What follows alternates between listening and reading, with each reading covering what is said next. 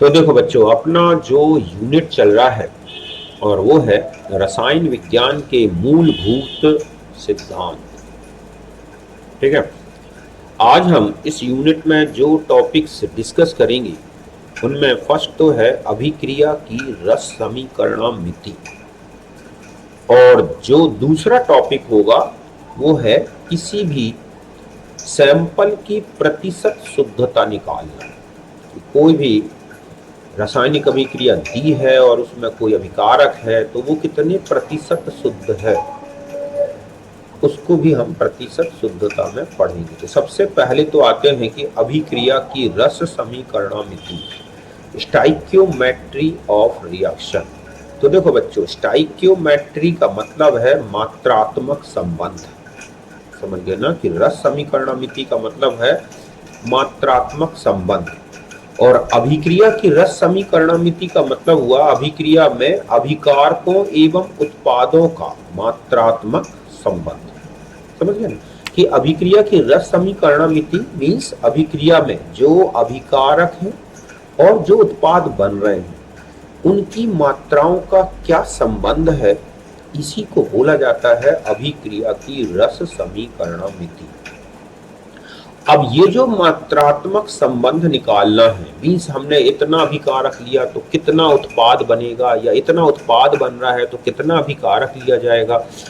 तो ये सब कुछ अगर हमें निर्धारित करना है मीन्स अभिक्रिया की रस समीकरणमिति को अच्छी तरह से समझना है तो एक नियम होता है और ये है समतुल्यांक नियम, आइसो इक्विवेलेंट लॉ, जिसमें ये बोला गया है कि अगर अभिक्रिया होती है तो अभिक्रिया में क्रिया कारकों के क्रिया करने वाले तुल्यांक तथा उत्पादों के निर्मित तुल्यांक बराबर होते हैं।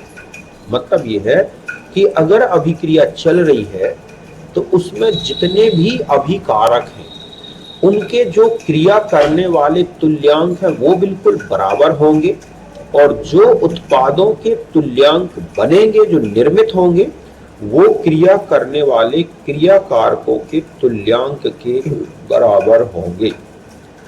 यही है रासायनिक अभिक्रिया की रस समीकरणमिति। अब आता है कि आप तुल्यांक कैसे पहचानोगे कि जो अभिक्रिया हमें दी गई है उसमें जो क्रिया कारक है मीन्स अभिकारक हैं और जो उत्पाद हैं उनके तुल्यांक कितने कितने हैं। तो करना क्या है आपको कि कोई भी अभिक्रिया दी है उसमें क्रिया कारक घटक के जो भी मोल दे रखे या उत्पाद के जो भी मोल्स दे रखे हैं उनको उनके रस समीकरणमिति स्थिरांक से डिवाइड कर दो। रस समीकरणमिति स्थिरांक का मतलब होता है, ठीक है, कि जो भी अभिकारक या रस समीकरणमिति स्थिरांक का मतलब है कि जो रासायनिक अभिक्रिया लिखी है उसमें पूर्ण संतुलन के बाद जो घटकों के आगे संख्याएं लिखी होती है ना वही उनके क्या कहलाते हैं, रस समीकरणमिति स्थिरांक, स्टाइक्योमेट्रिक कोएफिशिएंट।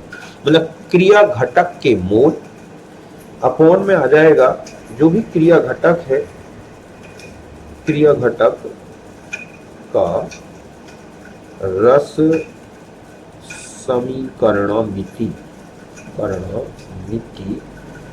स्थिरांक। ये अभिक्रिया जो संतुलित समीकरण लिखा है उससे भी निकल आएगा। ठीक है। और मोल बराबर हम जानते हैं कि मात्रा बटा अणुभार होता है, या आयतन लीटर में ले लो 22.4 से डिवाइड कर दो, या मोलरता और वॉल्यूम आयतन में। तो ऐसे क्वेश्चंस दे रखे होंगे जहां क्रिया कारकों की या तो मात्रा दे दी जाती है या उनके आयतन दे दिए जाते हैं या उनकी मोलरता और आयतन दे रखे होते हैं, और फिर हमें जो है रस समीकरणमिति का संबंध निकालना। तो देखो यहाँ पर जो N1 है, N2 है, N3 है, N4 है, इन्हीं को हम बोलेंगे रस समीकरणमिति स्थिरांक। क्या बोलेंगे, रस समीकरणमिति स्थिरांक। ओके। ए बी सी जो है, यहाँ पर ए है, बी है, सी है, डी है, ये क्रिया के घटक जो अभिक्रिया में बन रहे हैं या जो अभिक्रिया कर रहे हैं वो क्रिया के घटक हो। ठीक है। तो सबसे पहला काम अगर है कि हमें अभिक्रिया की रस समीकरण मिति निकालनी है, उनमें अभिकारकों के उत्पादों के मूलों का संबंध निकालना है। तो सबसे पहले पूरी अभिक्रिया लिखेंगे आप एक संतुलित रासायनिक समीकरण, ठीक है। फिर क्या करोगे, जितने भी घटक आपको दिए गए हैं उन सब घटकों के आप क्या निकाल दो, मोल। तो आपको क्रिया कारकों के घटक दे रखे होंगे, सपोज ए के मोल है Na, बी के मोल है Nb, सी के मोल है Nc, डी के मोल है Nd। मीन्स यहाँ पर जो Na है या Nb है ये सब क्या है, मोल, ठीक है, अभिकारकों के या क्रिया कारकों के मोल। तो इस तरह से मैंने इनके जो मोल है, मान लो A का हमें तुल्यांक निकालना है, तो हम A के जो भी मोल्स दे रखे हैं हम उसमें N1 मीन्स A का रस समीकरण मिति स्थिरांक इससे विभाजित कर दें। ऐसे हमें B के मोल दे रखे हैं, हम उसके रस समीकरण मिति स्थिरांक N2 से विभाजित कर दें। C के मोल दे रखे हैं उसको N3 से डिवाइड कर दें। D के मोल रखे हैं हम Nd से 4 से डिवाइड कर दें। तो इस तरह से इनके हम क्या करेंगे, मोल्स को इनके रस समीकरण मिति स्थिरांक से डिवाइड कर दें। ये जो रेशियो निकला आया यही क्या है, इन घटकों के तुल्यांक। अब अगर मान लो पूरी अभिक्रिया में सोचो आपको एक के भी तुल्यांक पता है, मींस एक का भी मोल, चाहे वो A हो या B हो या C हो या D हो, किसी एक घटक का भी अगर आपको मोल पता है तो बाकी जितने भी घटक हैं उन सब के मोल निकाल सकते हो अगर आपने एक संतुलित रासायनिक समीकरण बना लिया। समझ गए ना, यही लिखा है कि संपूर्ण अभिक्रिया में किसी एक घटक के मोल या मात्रा दी गई है तो शेष घटकों के मोल ज्ञात करना हो, तो और शेष घटकों के मोल ज्ञात करना हो, मात्रा दी गई हो, ठीक है। तो हम क्या कर सकते हैं कि शेष घटकों के मोल या मात्रा ज्ञात कर सकते हैं। कि आपको एक के भी मोल या मात्रा दे दी तो आप इसी स्टोइकियोमेट्री का रिलेशन ले लो। जैसे मान लो ए की मात्रा दे रखी है और बी की निकालनी है, तो आप लिखेंगे Na upon N1 equal to NB upon N2। अब मान लो मैंने A के 10 मोल दे दिए और N1 और N2 की वैल्यू तो आपको समीकरण से ही पता चल जाएगी, संतुलित रासायनिक समीकरण लिखोगे बस NB की वैल्यू आ जाएगी। जैसे हम इसी को समझते हैं, ये लिखा है 2C6H6, 2 मोल benzene plus 15 O2 gives 12 CO2 के मोल एंड 6 H2, ठीक है। ये है एक रस समीकरण मिति स्थिरांक सहित बैलेंस्ड इक्वेशन कि 2 मोल बेंजीन और 15 मोल O2 मिलके 12 मोल CO2 और 6 मोल क्या बना रहे हैं, वाटर। तो लिखा है कि यदि अभिक्रिया में 39 ग्राम बेंजीन का दहन होता है तो O2 के एनटीपी पर कितने आयतन लगेंगे। तो देखो आपको एक संतुलित रासायनिक समीकरण दे रखा है तो आपको इनके जो रस समीकरण मिति स्थिरांक है वो तो ऑलरेडी पता चल गए। अब यहां पर केवल बेंजीन की अमाउंट दी गई है 39 ग्राम, तो आप इस 39 ग्राम को मोल में चेंज कर लो, है ना, कि NC6H6 कितना हुआ 39 अपॉन 78 तो हो गया 0.5 मोल। तो ये तो पता हो गया ना आपको कि बेंजीन के मोल तो हमें पता है। बस अब हम इनके मोल को सीधा सीधा है कि इस अभिक्रिया में आप सबसे पहले देखा आपने कि इसके स्टोइकियोमेट्रिक कोएफिशिएंट 2 हो गया, इसका स्टोइकियोमेट्रिक कोएफिशिएंट 15 हो गया, इसका 12 हो गया और इसका 6 हो गया। तो ये तुल्यांक आपने इसके लिख दिए। तो यहाँ पर सबसे पहले तुल्यांक तो ऑलरेडी लिखे हुए हैं, यहाँ पर पहले आपने मोल ये लिखिए कि मोल बेंजीन के कितने हैं, मोल CO2 के कितने हैं, H2O के मोल कितने हैं, ये फिर इक्विवेलेंट में चेंज करो। तो इसके तो होगा 39 अपॉन 78 फिर 78, मतलब बेंजीन के तो मोल पता है 0.5 है और उसका रस समीकरण मिति स्थिरांक है 2। अब हमें ऑक्सीजन के मोल नहीं पता, CO2 के नहीं पता, H2O के, लेकिन उनके रस समीकरण मिति स्थिरांक तो पता है ना, तो हम एक एक करके निकाल, जैसे O2 के मोल निकालना है तो हम लिखेंगे 0.5/2, मतलब बेंजीन के तुल्यांक बराबर ऑक्सीजन के तुल्यांक। तो इस तरह से नाइट्रोजन के आपने मोल निकाल लिए 3.75, तो O2 हो गया 84 लीटर एट NT। इस तरह से आधा मोल बेंजीन को जलाना है तो हमें 84 लीटर ऑक्सीजन की जरूरत होगी। बात क्लियर है, अच्छी तरह से समझ गए आप। तो ये था हमारा पहला क्वेश्चन। और आगे बढ़ते हैं अब हम। ऐसे एक रिएक्शन है Zn+2HCl गिव्स ZnCl2+H। तो हमें जिंक के मोल, HCl के मोल, ZnCl2 के मोल या H2 इनमें से किसी एक के मोल ज्ञात होने चाहिए। पहले आपने इक्विवेलेंट में कन्वर्ट कर दिया, Zn/1 NaCl/2 ZnCl2/1 NH2/1। अब H2 का आपको मोल क्वेश्चन में दे रखा है कि इस रिएक्शन में जो है H2 जो प्रोड्यूस हो रही है और वो है 1.12 ml बन रही है। कि जो H2 है इस रिएक्शन में अभिक्रिया में वो है 1.12 ml। तो पूछा गया है जिंक की कितनी मात्रा लगी। तो सबसे पहले हमने N2 के मोल्स निकाली, 1.12 ml जो दी गई है मोल, ml में आयतन, उसको 22/400 से आपने डिवाइड कर दिया तो H2 के मोल निकला है 5 × 10⁻⁵ मोल। ये क्या निकला इसके मोल। अब जिंक जो है, जिंक का स्टोइकियोमेट्रिक कोएफिशिएंट 1 है, जिंक के तुल्यांक बराबर H2 के तुल्यांक, तो जिंक के मोल निकला है, ये कितने हो गए है ना। तो जिंक के ये क्या हो गए मोल, तो हो गए हमारे पास 5 × 10⁻⁵ मोल।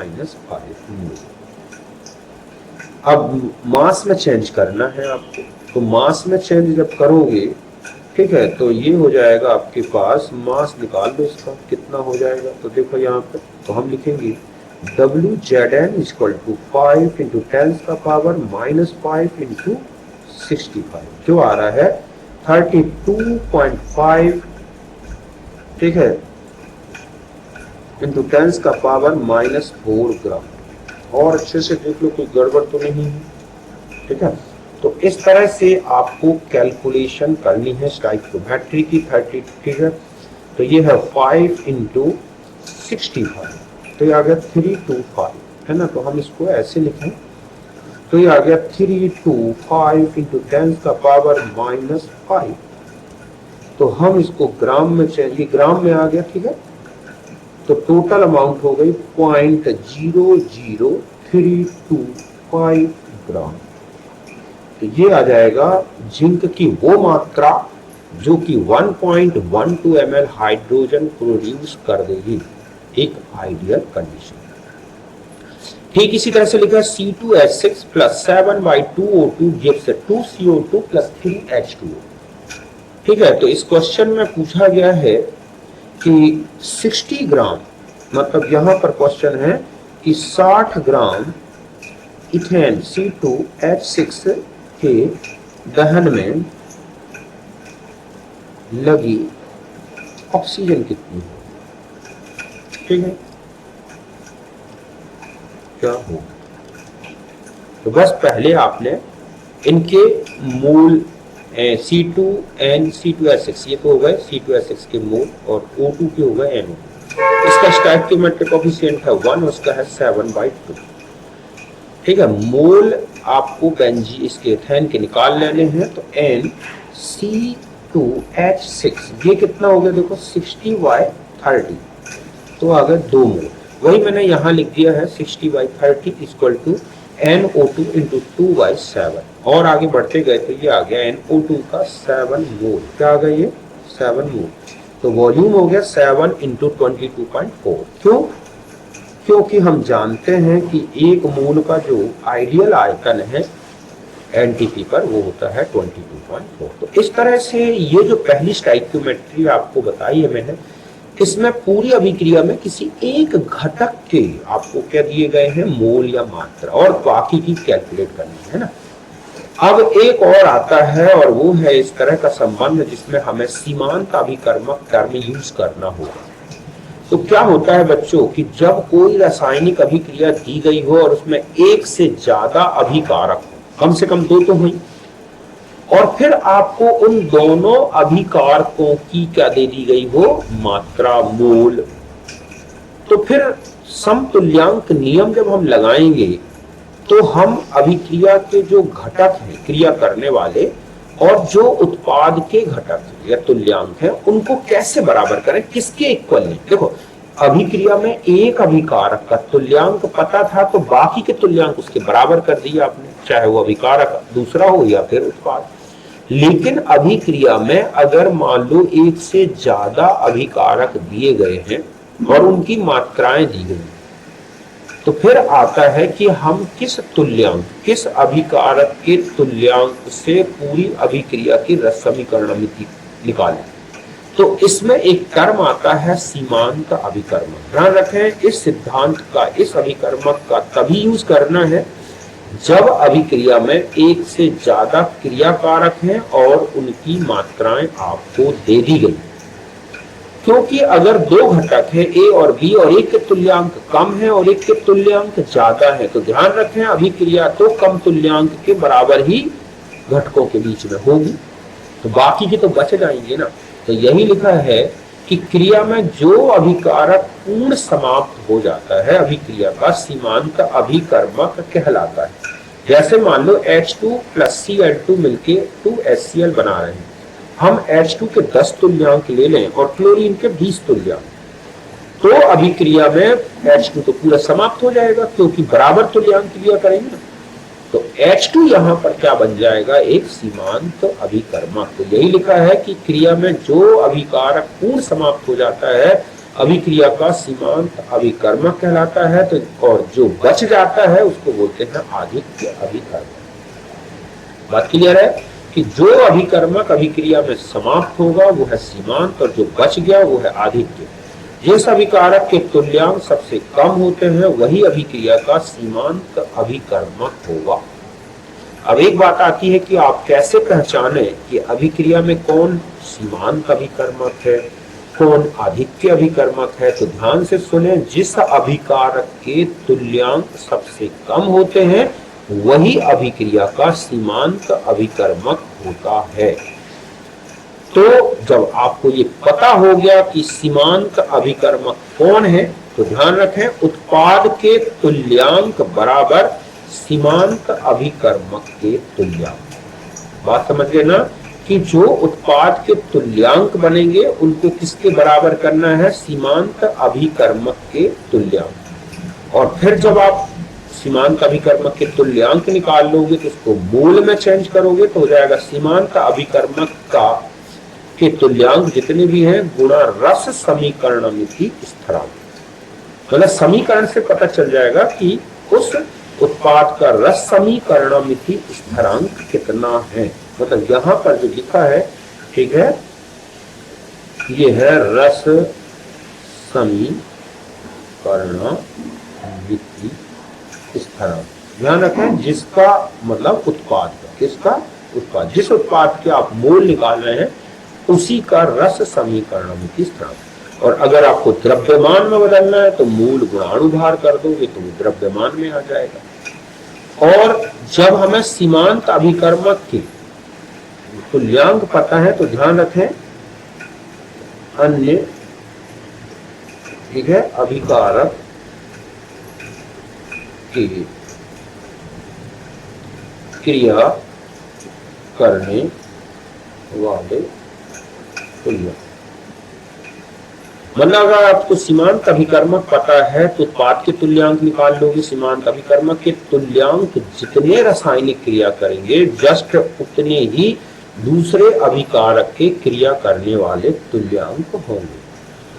और फिर उत्पाद के मोल में बदलना है तो सीमांत अभिकर्मक के तुल्यांक गुणा रस समीकरण मिति स्थिरांक, और द्रव्यमान में बदलना है तो मोल गुणा अणुभार। अधिक अभिकर्मक के शेष बचे तुल्यांक निकालना है आपको। तो अधिक अभिकर्मक के जितने तुल्यांक आपने लिए थे वो ले गए, ठीक है, उसमें से सीमांत अभिकर्मक के तुल्यांक घटा दें, तो निकला आएगा अधिक अभिकर्मक के शेष बचे तुल्यांक। और फिर उनको अगर आप अधिक अभिकर्मक के शेष बचे मूल निकालना है तो उसके शेष बचे तुल्यांक गुणा उसी का आप स्थिरांक से गुणा कर दो, तो अधिक अभिकर्मक के मूल आ जाएंगे। मात्रा में बदलना है तो मूल गुणा अणुभार कर दो। तो बात क्लियर हुई, स्पष्ट हुई कि किसी भी अभिक्रिया में जो अभिकारक पूर्ण समाप्त हो जाएगा वही सीमांत अभिकर्मक है, जो बच जाएगा वो है अधिक अभिकर्मक। जिस अभिकारक के तुल्यांक सबसे कम है वही अभिक्रिया का सीमांत अभिकर्मक होगा। उत्पाद के तुल्यांक को आप सीमांत अभिकर्मक के तुल्यांक के बराबर रखोगे और अन्य क्रियाकारकों के क्रिया करने वाले तुल्यांक भी इसी सीमांत अभिकर्मक के तुल्यांक के बराबर होंगे। उत्पाद के मोल निकालना है तो अभिकर्मक के तुल्यांक गुणा रस समीकरणमिति स्थिरांक। द्रव्यमान निकालना है तो मूल गुणा अणुभार। अधिक अभिकर्मक के कितने तुल्यांक बचेंगे तो कुल कितने लिए गए थे अधिक अभिकर्मक के कुल तुल्यांक, उसमें से माइनस करना है सीमांत अभिकर्मक के तुल्यांक। अधिक अभिकर्मक के शेष बचे मूल, तो शेष तुल्यांक गुणा रस समीकरणमिति स्थिरांक। अब देखो एक एग्जांपल से समझते हैं। क्वेश्चन है कि 3 ग्राम हाइड्रोजन और 28 ग्राम O2 की क्रिया से बने जल का भार क्या होगा।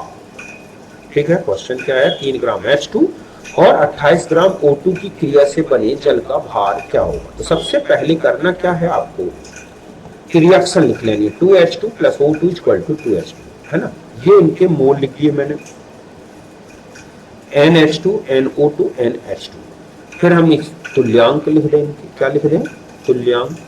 तो इनके तुल्यांक जब हम लिखेंगे, है ना, तो तुल्यांक मतलब है H2 के मूल 1.5, तुल्यांक रस समीकरणमिति स्थिरांक है 2, तो 1.5/2, और O2 के तुल्यांक हो गए 0.90/2, क्योंकि NO2 के जो मोल है वो है 0.9 और जो उसके रस समीकरणमिति स्थिरांक है वो है, और यहां पर अगर हम देखें तो NH2O अपॉन में क्या लिखेंगे 2, मतलब इसके तुल्यांक हमें निकाले। तो यहां पर जो तुल्यांक H2 के हैं वो तो है 0.75, जबकि O2 के हैं 0.90। ऐसे में हम जानते हैं कि जिसके तुल्यांक कम वही अभिक्रिया का सीमांत अभिकर्मक होगा। तो यहाँ पर जो H2 अभिकारक है वही क्या बन गया बच्चों, यहाँ का सीमांत अभिकर्मक। तो हम जानते हैं कि NH2O/2 सीमांत अभिकर्मक के तुल्यांक के बराबर होगा। मतलब H2O के तुल्यांक, जल के तुल्यांक, ये क्या है बच्चों, जल के तुल्यांक। तो जल के तुल्यांक बराबर सीमांत अभिकर्मक के तुल्यांक मींस 0.75। तो जल के मोल हो गए 0.75 × 2, मतलब जितने सीमांत अभिकर्मक के तुल्यांक हैं वही तो किसके तुल्यांक हो गए, जल के। तो ये हो गए 0.75 और मोल में चेंज करना है तो सीमांत अभिकर्मक का जो जल का रस समीकरणमिति स्थिरांक है उसे मल्टीप्लाई कर दिया तो ये आ गया 1.5 मोल। द्रव्यमान में बदल लो 1.5 × 18, 27 ग्राम। अब आते हैं O2 के बचे तुल्यांक कितने होंगे। तो देखो उसके तुल्यांक थे 0.90 O2 के प्रारंभिक तुल्यांक, उसमें से सीमांत अभिकर्मक के तुल्यांक घटा दिए आपने 0.75, तो बचा क्या 0.15। तो मूल भी यही होंगे क्योंकि O2 का रस समीकरणमिति स्थिरांक 1 है तो 0.15। मात्रा में बदल दो 0.15 × 32, 4.8 अप्रोक्सीमेट 5 ग्राम। तो O2 में से तो आप ही सोचो कि जो यूज्ड अमाउंट है ऑक्सीजन की वो है 24 ग्राम, है ना, क्योंकि हाइड्रोजन के तो 3 ग्राम ही थे और हमारे पास उत्पाद कितना आ रहा है 27 ग्राम। तो 3 ग्राम हाइड्रोजन हटा दो तो 24 ग्राम ऑक्सीजन है इसमें।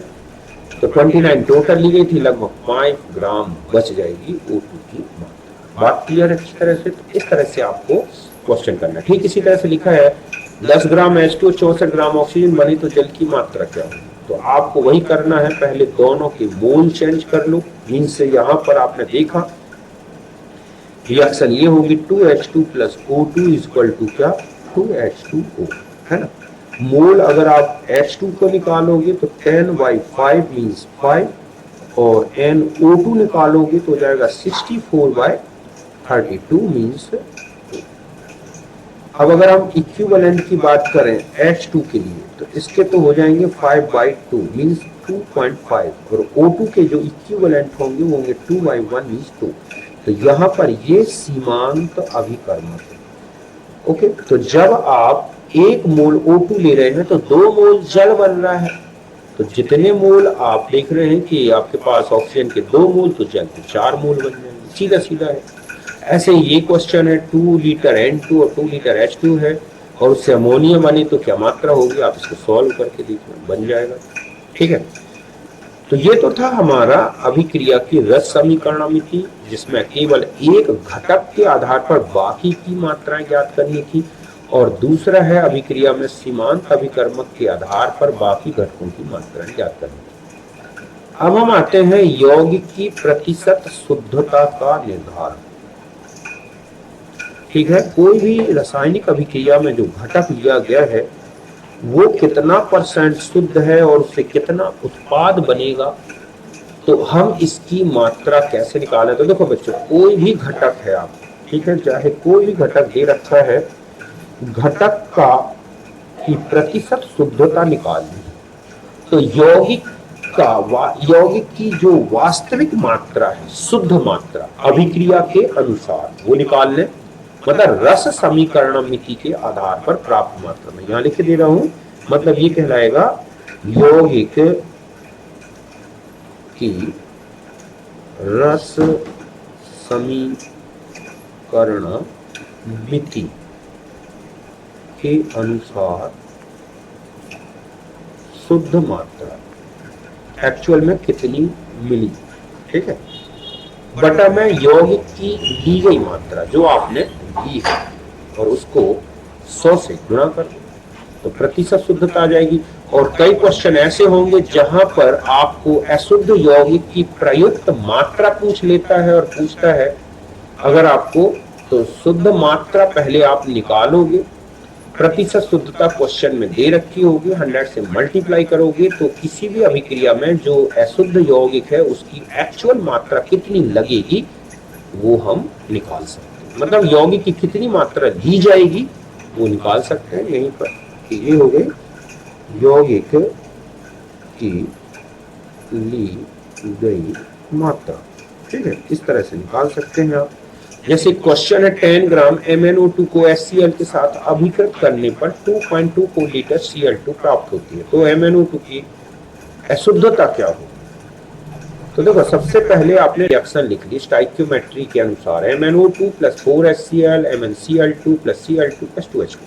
तो जब ये शुद्ध है, ये क्या हुआ बच्चों, शुद्ध MnO2 की मात्रा 87 ग्राम यूज हो रही है, तब 22.4 लीटर Cl2 बन रही है। अब यहां बोला गया 2.24 लीटर Cl2 बनेगी, तो 22.4 लीटर CO2 जब बनती है तो 87 ग्राम शुद्ध MnO2 लगता है, तो 2.24 लीटर Cl2 के लिए लगेगा 8.7। तो ये जो मात्रा आ गई, ये जो मात्रा आपने निकाली, ये है रस समीकरणमिति के अनुसार पदार्थ की शुद्ध मात्रा, ठीक है। ये MnO2 की शुद्धता कितनी हो जाएगी 8.7 और ली गई मात्रा है 10 ग्राम, तो 87%, तो ये क्या है, शुद्ध है। तो अशुद्धता कितनी हो जाएगी, तो हम क्या करेंगे, प्रतिशत, ये हो गई प्रतिशत MnO2 की शुद्धता थी, और प्रतिशत अशुद्धता, तो आप क्या करेंगे 100 माइनस प्रतिशत शुद्धता, ये हो जाएगी 100 माइनस 87, तो हो गई 13% अशुद्ध है MnO2। अगर 100% शुद्ध होता तो ये मात्रा 8.7 ही लेनी होती। ठीक इसी तरह से क्वेश्चन है कि 50% शुद्ध H2SO4 का 2 ml 2 लीटर बिलियन बनाने के लिए अशुद्ध H2SO4 की मात्रा क्या होगी। 50% शुद्ध है H2SO4 या 50% अशुद्ध लिख दूं मैं, ठीक है, यहाँ पर कि 50% अशुद्ध H2SO4 का 2 लीटर 2 मोलर और 2 लीटर विलियन बनाना है तो अशुद्ध H2SO4 की मात्रा क्या होगी। तो देखो पहले हमें क्या करना है, यहाँ पर क्वेश्चन अच्छे से मतलब ये हो जाएगा 50% अशुद्ध है H2SO4 प्रयोग करके 2 मोलर 2 लीटर विलियन बनाना है तो अशुद्ध H2SO4 की मात्रा क्या होगी। सबसे पहले आप H2SO4 की शुद्ध मात्रा जो लगेगी, ठीक है, जो 2 मोलर इंटू 2 लीटर विलियन बनाने में लगेगी, ठीक है। तो ये हो गई mole equal to m into बी। m मतलब मोलारिटी और v हो गया वॉल्यूम, तो हो गया 4 मोल। मात्रा आ गई 4 इंटू 98, है ना, मोल गुणा अणुभार। तो 50% अशुद्ध H2SO4 की मात्रा बराबर हो जाएगा मात्रा शुद्ध। यहाँ पर जो फॉर्मूला मैंने लगाया है, यहाँ पर हम ऐसा लिखेंगे कि शुद्ध H2SO4 की मात्रा रस समीकरणमिति के अनुसार, विलियन की रस समीकरणमिति के अनुसार मतलब बटे में हो गया प्रतिशत शुद्धता। तो ये हो गए 4 और इंटू और क्या करेंगे यहाँ पर 100, तो 4 इंटू 100 अपॉन में क्या हो जाए, तो ये था 4 इंटू 98 इंटू 100 अपॉन में 50। तो ये जो है डबल हो जाएगी, तो ये हो जाएगा 8 मोल, मतलब लगना था 4 मोल, तो ये हो जाएगा हमारे पास क्या 8 इंटू 98 ग्राम, जो कि शुद्ध मात्रा का जस्ट डबल लगा, इस तरह से, ठीक है। फिर एक और क्वेश्चन है CaCO3 plus 2 HCl CaCl2 plus CO2। HCl का 250 ml 0.5 मोलर विलियन से क्रिया में लगी 20% अशुद्ध CaCO3 की मात्रा क्या है। तो पहले हम क्या करेंगे, CaCO3 की शुद्ध मात्रा निकालेंगे, जो कि ठीक है CaCO3 की शुद्ध मात्रा जो 250 इंटू 0.5 मोलर HCl से क्रिया करता है। ये निकाल दिया आपने W, और 50 क्या लिया है इक्विवेलेंट मास। तो ये फॉर्मूला है तुल्यांक का, रिएक्शन में CaCO3 के तुल्यांक जो क्रिया कर रहे हैं और HCl के तुल्यांक जो क्रिया कर रहे हैं बराबर होंगे। तो इसको तो हम लेंगे W/E के फॉर्म में, और ये हो गया NV/1000। तो इस तरह से W आपने निकाल लिया 6.25 ग्राम। तो इतना तो HCl जो CaCO3 है वो शुद्ध क्रिया करने में यूज होगा। तो अशुद्ध CaCO3 की मात्रा शुद्ध मात्रा गुणा 100 बटे प्रतिशत शुद्धता, तो ये उसका 7.8 ग्राम लगेगा, जबकि एक्चुअल में लगना था 6.25, उससे थोड़ा ज्यादा लगेगा।